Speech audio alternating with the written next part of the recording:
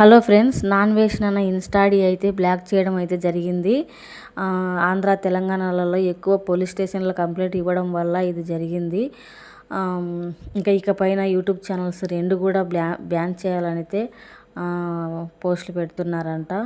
అది ఎంతవరకు వస్తుందో చూడాలి. కానీ ఎంతమంది ఫాలోవర్స్ని సంపాదించుకోవాలంటే చాలా కష్టపడాలి ఫ్రెండ్స్. అంతమంది ఫాలోవర్స్ వెనుక చాలా కష్టమైతే ఉంటుంది. తను అంటే ఎన్నో దేశాలు తిరుగుతూ సరైన తిండి తిప్పలు లేక, సరైన నిద్ర లేక, పడుకోవడానికి సరైన చోటు లేక, ఎన్నో అంటే డబ్బులు ఉంది కదా, ఎంజాయ్ చేస్తున్నారు కదా అంటారు. అది ఇప్పుడు, కానీ ముందు ముందు ఆ అన్న వీడియోలు చూసే వాళ్ళకైతే అర్థమై ఉంటుంది. ఎందుకంటే అప్పుడు అంతగా డబ్బులు అయితే ఏమీ లేవు ఇన్స్టాగ్రామ్లో కానీ యూట్యూబ్లో కానీ చాలా అంటే చాలా అక్కడక్కడ టెంట్లు వేసుకొని తిని తినక అయితే చాలా కష్టపడిండు. ఆ ఫాలోవర్స్ని సంపాదించడానికైతే చాలా కష్టమే ఉంది. కానీ కొన్ని మాటల వలన తనకి ఇలా బ్యాన్ చేయాల్సి వచ్చేసింది. అని ఎక్కడ చూసినా కూడా తన పైన అంటే ఇక్కడ ఆ అన్న చేసిన తప్పు ఏంటంటే, ఒక ట్రావెలర్ కదా, ట్రావెలింగే చేయాలి. కాకపోతే లేనిపోనివన్నీ మీద వేసుకొని ఇలా ఇంతవరకు తెచ్చుకున్నాడు. ఇదైతే ఒక రకంగా బాధే. ఎందుకంటే అంతమంది ఫాలోవర్స్ని తెచ్చుకోవాలంటే దాని వెనుక చాలా కష్టం ఉంటుంది.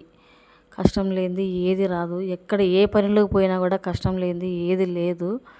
కానీ ఆ అన్న మాట్లాడిన మాటలకు ఇకపైన యూట్యూబ్ కానీ 2 ఛానల్స్ కూడా తీసేస్తామంటున్నారు. అది ఎంతవరకు వస్తుందో చూడాలి. కొంచెం బాధగానే ఉంది. ఏం చేద్దాం, తను మాట్లాడిన మాటలు అలా ఉన్నాయి కాబట్టి ఇంకా అవన్నీ యాక్సెప్ట్ చేయాలి. కానీ కొన్ని ఐడియాలు ఈరోజే మళ్ళీ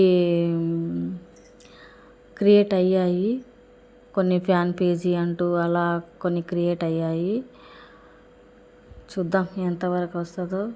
కానీ ఈ యూట్యూబ్ ఛానల్స్ అన్నా ఉంచితే బాగుంటుంది. మరి ఇన్స్టా పోతే పోయింది, మళ్ళీ వస్తారు. అంటే సపోర్ట్ అని కాదు, కానీ దాని వెనుక ఉన్న కష్టాన్ని మనం గుర్తించాలి. అది మాట్లాడలేదని అని కాదు, కానీ మాట్లాడడం అయితే జరిగింది. సారీ కూడా చెప్పిండు. మరి ఇంకా ఏమేమి మాట్లాడాలో ఈ మధ్య నేనైతే వీడియోలు చూడలేదు. ఓకే ఫ్రెండ్స్, మరి ఢిల్లీలో జరుగుతున్న ఏఐ సమ్మిట్లో భారతదేశం పరువును తీసుకెళ్ళి గంగలో కలిపారండి. 24 దేశాల తోపులు, బిల్ గేట్స్, ఈ నెవాడా సాఫ్ట్వేర్లు, సుందర్ పిచ్చి, గూగుల్, మైక్రోసాఫ్ట్ తోపులు వస్తే అతిరథ మహారథులు, పిఎంలు, ప్రెసిడెంట్లు, ఫ్రాన్స్ ప్రెసిడెంట్, బ్రెజిల్ ప్రెసిడెంట్లు, ఇంతమంది తోపులు, 24 దేశాల తోపులు ముందు గంగలో కలిపేశారండి. ఏం జరిగిందంటే, ఈ గల్గోటా యూనివర్సిటీ అని చెప్పి ఒక గోంగూర యూనివర్సిటీ ఉంది నోయిడాలోని. మన మోడీ గారు నెంబర్ 1 యూనివర్సిటీని అవార్డు కూడా ఇచ్చారు. వాళ్ళు ఏం చేశారంటే, ఒక కుక్కని తీసుకొచ్చి దాని పేరు ఓరియో అని పెట్టి, ఈ కుక్కను మేమే తయారు చేసామండి, ఈ డ్రోన్ మేమే తయారు చేసామండి అని చూపించారు.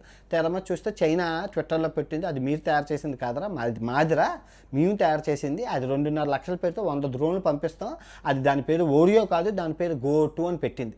ఆ డ్రోన్ కూడా మేము ఇది ఇక్కడ ఇది మెయిన్ స్ట్రీమ్ మీడియా కానీ మన బత్తాయిలు చెప్పడం, మన బత్తాయిలు ఎప్పుడు కుర్చీలో కూర్చొని హిందుస్థాన్ పాకిస్తాన్ పరువు తీసేసాం, మన ముందు పరువు పోయింది బంగ్లాదేశ్ మనకి కాంపిటేటర్స్ పాకిస్తాన్ బంగ్లాదేశ్ వాళ్ళిద్దరూ మన దగ్గర పేద దేశాలు బెకార్ దేశాలతోని కాంపిటేటర్. చైనా చేసిన పరువు గురించి చెప్పండి. మీరు టిక్టాక్ వాడరు, నేను వాడతాను. అసలు చైనా ఏమనుకుంటుందో తెలుసుకోవడం కోసం నేను వాడతాను, అంతేగాని ఇంకా గొప్పల కోసం కాదు. చూసాను అబాసప్పాలు ఆ వీడియోలు చూస్తే నవ్వు, ఆ కుక్క డ్యాన్స్, అరే అది మాదిరా, సిగ్గు సరం లేదు మనకి. మన ఎక్కడ ఉంది అంటే గుళ్ళు